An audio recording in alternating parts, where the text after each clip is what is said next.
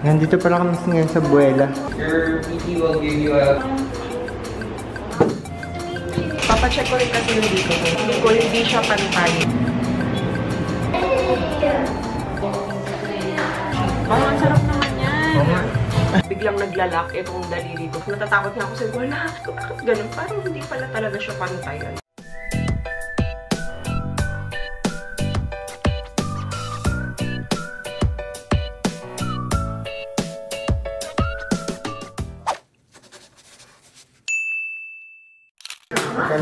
My chocolate ba?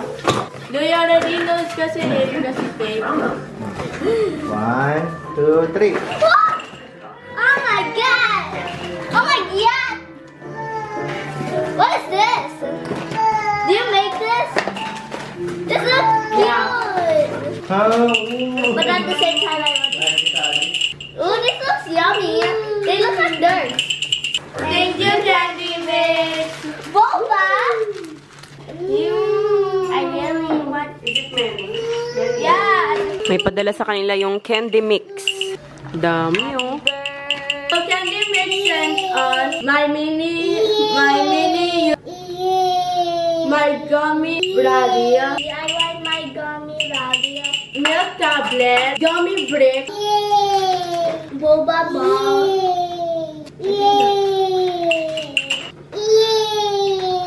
gummy ice. Wow.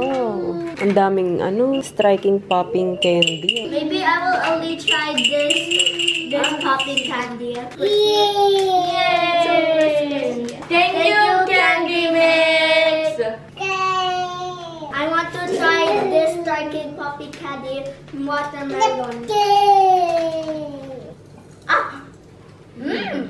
Ow! Parang may fireworks na. Parang ASMR. Grabe. Ow! Ow! It's good! Ow! Patry ako ng wala. Try natin yung... Grabe yung tunog-tunog. It's super good. I want to try it. It actually tastes good. It tastes good. I want to think there is. What? I love it. Blue? More. Ito sigurong lychee, masarap. Bakit blue? I thought it's gonna be purple. Blueberry. Hindi. Grape. Blueberry. Kala ko, I thought it was grapes. Blueberry nakalagay. Try it. I like the watermelon. It's good. It hurts, right? Am I the only one that... Is it good? Umaasa si Oli. Bigyan niyo daw. Nandito pala kami ngayon sa Buwela. Ito na lang. Ano niyo po? Dun sa second page, privacy notice lang po na yung information na ilalagay nyo sa first page, hindi namin i-share.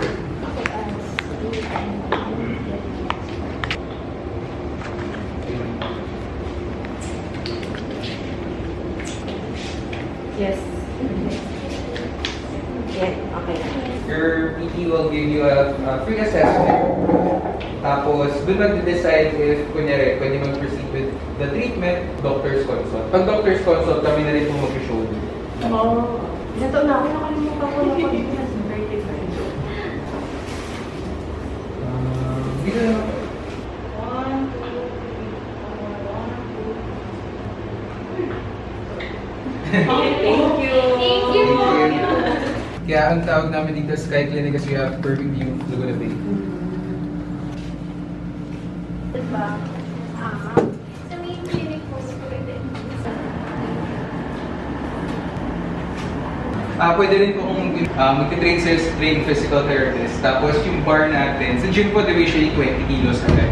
Ito kasi 10 kilos lang. So para makaka-build sila ng confidence bago talaga mag-commercial gym. Lalo na if galing injury or first time ko talaga na mag-fitness. Content, bone density.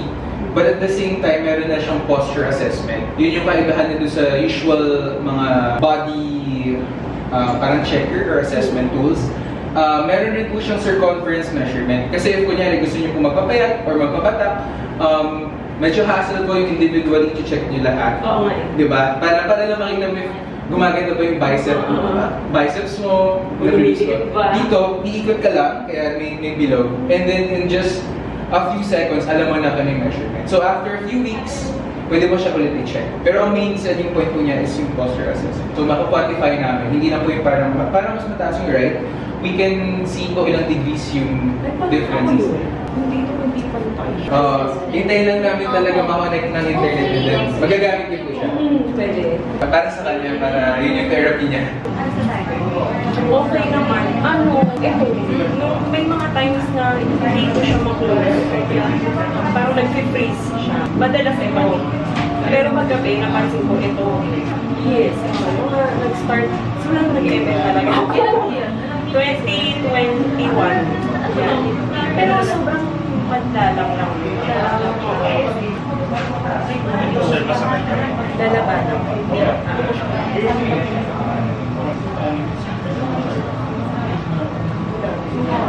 Nagkakalamig po siya.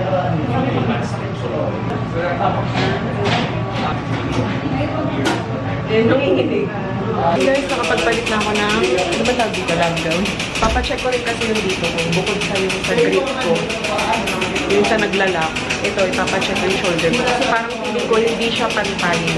Tapos minsan, medyo parang masakit din siya. Kasi pag natutulog ako, position ko, lagi nakaganito. Kasi nga nagpapadede ako. Para tayo may gagawin na hindi. Parang sobrang yung electric pa niya. Ano? Kung saan yung upper back mo? Parang mas gumaan. Gumaan naman siya. Pero kung mas makakatulong, sa gym na silang lahat. Pagod niya. Ito pa. So, doon ka na lang sa baba ng mga wheelchair.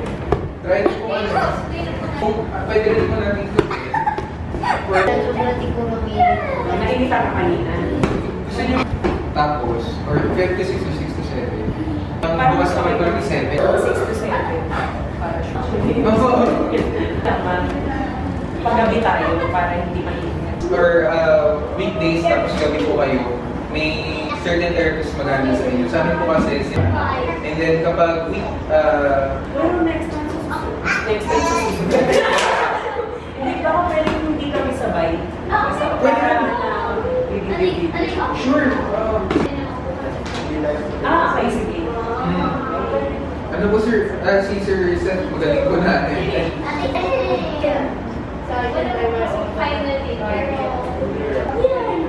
Pero wala naman gagawin.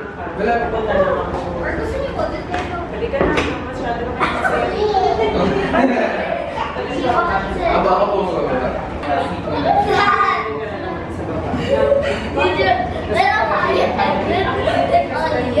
Na-wheelchair tuloy guys na hindi. Nawala sa oras. Pero hindi ka nahihilo ka. Sure ka? Parang normal lang. Symptomatic lang po.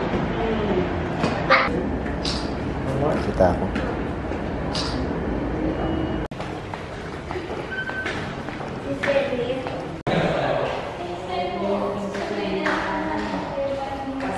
Di ba, next time naman po, hindi na po kayo mawawala. Guys, nandito kami sa Tablo ngayon. So, after namin magpa-therapy, kain muna kami. Calamares, appetizer pa lang. Tapos, Caesar salad. Si Ali.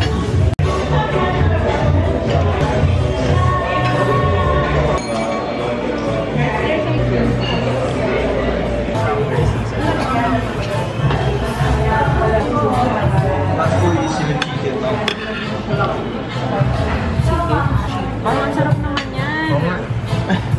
Parang ang sarap naman.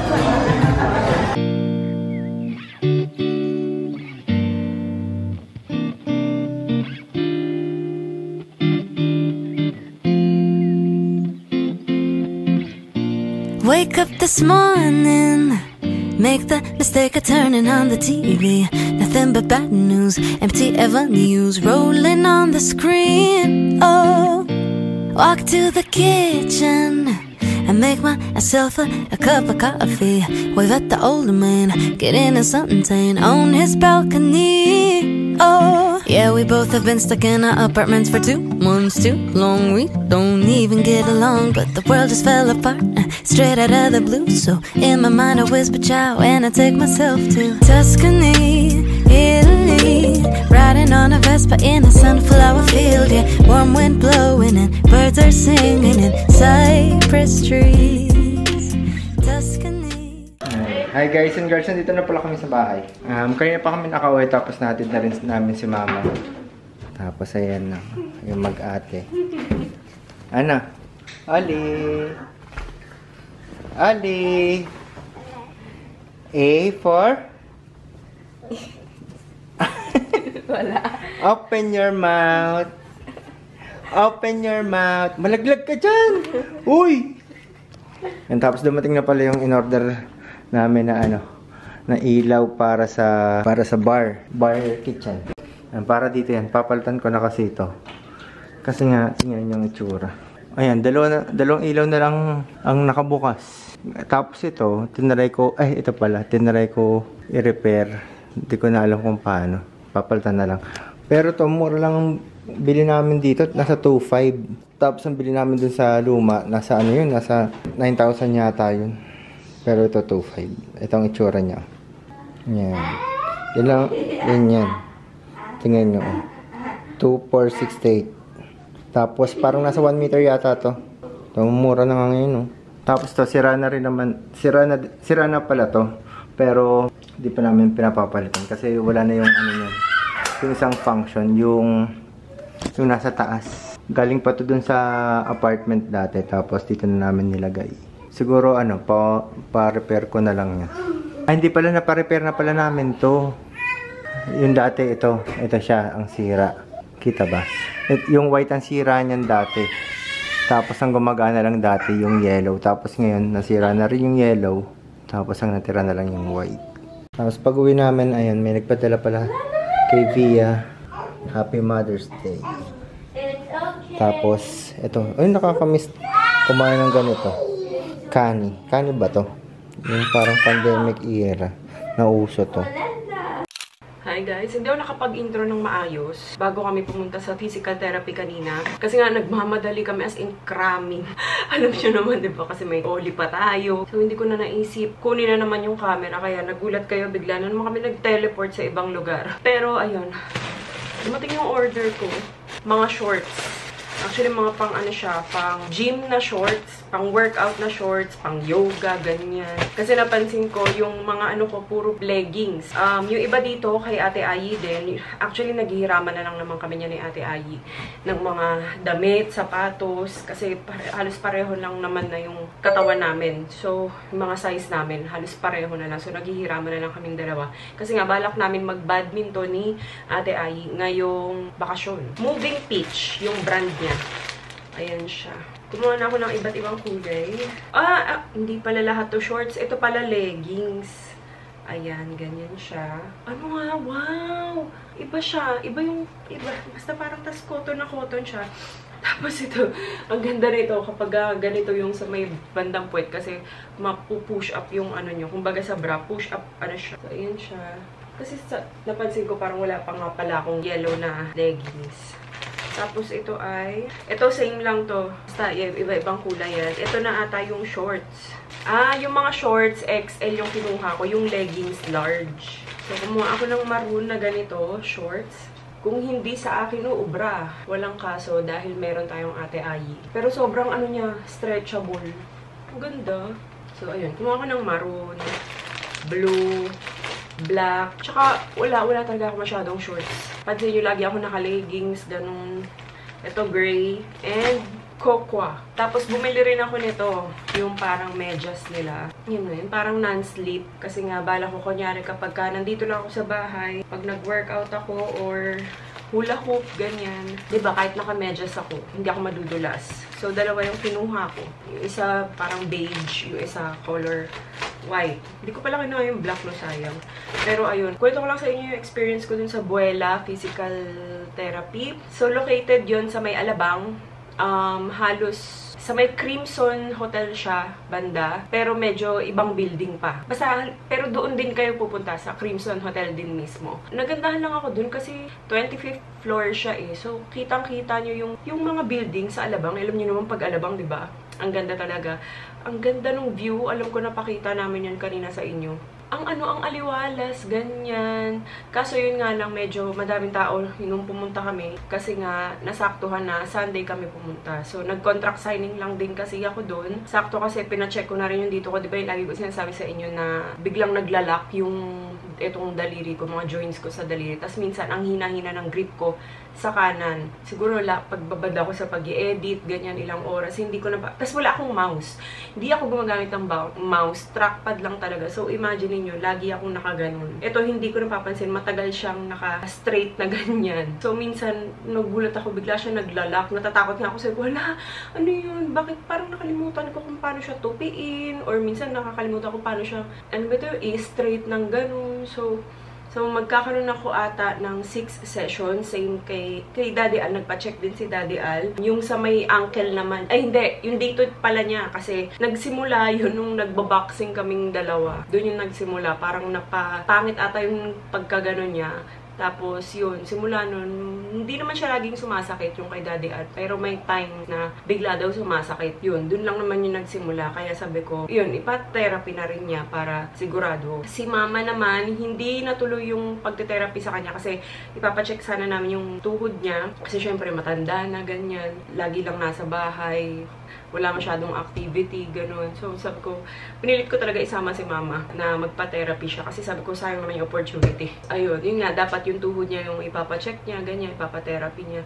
Kaso yun nga, siguro kasi ang haba nung lakaran namin. Naligaw-ligaw din kami kasi kami kanina. Tapos, nagsimula kaming maglakad dun mismo sa parking. Yun, papunta dun sa building ng Buwela therapy. So, paikot-ikot kami. Kaya siguro, napagod si Mama. Tapos, mainit din, ganyan. Kasi palipat-lipat nga kami. So, iinit lamig, init lamig. So, anong nangyari? Tumaas yung BP ni Mama. Pero ano naman yun na, before kami pumunta doon, parang mga 2 weeks ago, nagpa-check up naman si Mama. Nagpa-check siya lahat. Ayun, okay naman. Sabi ng doktor niya, normal naman din yung BP niya and all. Tapos, yung sugar, okay na okay din. Doon lang talaga. Siguro nga, dahil sa pagod, init, ganyan. Kaya sabi nung sa Buwela, sa susunod na punta namin doon, ibaba na lang daw kami sa lobby. Tapos from there, naka-ready na yung wheelchair ni Mama. So, i-wheelchair na lang siya hanggang doon sa taas nga. Para hindi na mapapagod ng sobra si Mama. Kasi nga hindi sila pwedeng mag-perform ba tawag doon? Hindi nila pwede ituloy yung session kung mataas yung BP. So, hindi natuloy yung kay Mama. So, next session na lang. Pero alam nyo, yung pina-check ko to, kasi ayan ewan ko kung dito halata Pero kasi sa personal halata kahit si Daddy ang napapansin tama ba? Ano yung, mas mataas tong kanan ko. Or, hindi. Mas mataas tong kaliwa ko kaysa dito sa kanan ko. Ayun, para akong nakaganon. Napansin ko lang to nung kailan lang. Titigan ko yung sarili ko. Bakit ganun? Parang hindi pala talaga siya pantay, So, siguro dahil nga sa malaking factor daw yung pwesto ko kapag natutulog ako. Kasi, minsan, syempre, nagpapadede ako kay Oli. So, ang pwesto ko lagi is naka-ganyan. Minsan, magigising ako ng umaga, nakaganon pa rin ako. Tapos, bawal akong gumalaw kasi pag gumalaw ako, isang maling galaw ko, laglagang person. Kasi nga, sakop ni Oli lahat ng kama namin. So, ayun. Tsaka, hindi rin ako masyado gumagalaw kapag katabi ko talaga si Oli matulog. Kasi, syempre, baka mamaya madaganan ko or ano. So, nasanay na akong ganun. Simula nung newborn siya. So, kaya nakaganon lang ako talaga lagi. Kaya minsan gumigising ako, parang walang dumadaloy na dugo sa ganito ko. Pero yung ginawa nila sa akin kanina, gumaan yung pakiramdam ko. May ginamit silang machine nakalimutan ko lang kung ano yung name ng machine. Alam niyo naman ako. Pero ayun, may ginamit silang machine sa akin kanina. Dalawa yung ginawa, machine at saka yung therapist mismo. In-stretch niya yung likod ko, ganun. Gumaan talaga guys yung pakiramdam ko. As in yung parang bagong tao ako, ganun. Siguro mga next week, babalik kami doon sa Buwela, physical therapy. So ayun guys, visit nyo sila. Ilalagay ko na dyan yung mga branch nila. So ayun, excited akong matapos yung 6th session. Sana sa next visit namin okay na yung dugo ni Mama. Kasi pagka uwi ni Mama, chinek niya ulit yung blood pressure niya. okay naman daw. Oh, okay naman, mababa naman. So, doon lang talaga, napagod lang talaga siya. Sana okay na sa susunod na session para makapag-therapy siya. Kasi maganda talaga yun. So, yun guys. Pasensya na yung itong mga nakaraang vlog namin parang walang patutunguhan. Yung mga sunod-sunod na vlog namin ngayon, parang walang patutunguhan. Simula nung May, pumasok yung May. Dahil nga, ang daming nagaganap dito sa bahay. Yung nga, nasira yung sink, napaayos namin yung pinto. Tapos, ngayon, pinapapintura namin yung labas. Actually, yung pinto hanggang ngayon hindi pa tapos. Ginagawa pa rin siya. Kasi nga, di ba, pinapalitan ko yung hinge. Gusto ko yung hindi sana siya nakikita. Pero, marami-rami pa kayong aabangan. At marami-rami pang mangyayari dito sa bahay namin. Lalo na ngayong bakasyon nila Ayi. Kasi nga, ipaparenovate na namin yung CR sa baba. Kasi nga, di ba, nag-aangatan na yung tiles nun. Grabe talaga. Nag-aangatan na rin yung tiles nun. Tapos, gusto ko na siyang pagawing powder room na lang. Tanggalin na yung CR kasi wala namang naliligo sa baba para mas lumapad yung sink. So, yun. Tapos, papalitan din yung sa may TV console, sa may living area, sa baba. Naalala nyo, sa likod ng TV namin doon, merong storage pa doon. Kaso nahahaselan nga si Daddy Al. Kasi nga yung buong shelves na mabigat na yun, hinihila pa niya. So ngayon, ang balak namin ipagawa is door type na lang. Yung parang naka-hide, hindi mo iisipin, may storage dun sa likod. Para kung may kukunin si Daddy Al, hindi na hassle. Ang gawain kasi ni Daddy Al, tatanggalin pa niya lahat ng mga naka-display, tapos hihilain ng dahan-dahan yung mahabang ganun na shelves. Shelf ba tawag? Shelf. Basta yun, hihilain niya pa yun. Diba? Sobrang hassle. Kaya sabi ko, pagawin na lang siyang cabinet. Tapos ano pa ba? Itong CR nila Louie. Kasi nga hindi na rin okay yung mga tiles dito. Delikado na sa mga bata. So, ipapaiba na natin yan. And, nagre-request sila kung pwede daw gawin na lang bathtub. Bathtub na may shower pa din. So, sabi ko, okay din naman yun. Bagay din naman kasi nga, para kay Oli din yung bathtub. Dahil nga si Louie at Ate Ayi, sobrang hilig sa bathtub, diba? Pag nag-hotel kami, talagang nakababad talaga sila sa bathtub. Kailangan pag yung room na pipiliin namin, lagi may bathtub. Yun lang yung habol nila. So sabi ko, sige, gawin na nating bathtub yan. Tapos may shower. Ayun, medyo madami-dami pang mangyayari dito sa bahay. Kaya, medyo tiis-tiis lang. Medyo magiging magulo ang vlog talaga natin ngayong sunod-sunod na buwan. Siguro mga ang estimate namin is 2 to 3 months yung pagre-renovate. Ayun, pero sobrang excited ako. Alam niyo naman ako. Hindi mapakali. Pero yun, hindi naman yung dahil na baka isipin nyo, nagpapa-renovate na naman, ganyan, puro gastos na naman. May mga ganun kasi ako nare-receive na comment. Minsan, yan, kapag ka nagpapa-renovate. Hindi naman sa ganun. Kaso nga, kailangan lang namin i-maintain din tong bahay. Siyempre, kapag ka may sira, kailangan mo ipagawa.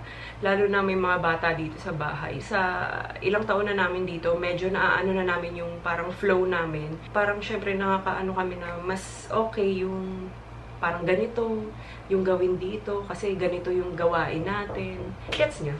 Perfect din yung oras na to para na masimulan na yung renovation dito habang bakasyon pa nga sila Ate Ayi. Kasi once na magpasukan sila, medyo baka mas mahirapan. Tapos sobrang busy kami kapag kami pasok sila. So sabi ko, kung pwede, ngayong May na siya simulan. Yun lang. Inaantay ko na lang yung design actually. Yun, kapag once na-approve na yun, go na kami. So yun lang guys. Dito ko na muna i-end yung vlog. Again, maraming salamat sa panonood. Bukas na lang ulit. Bye!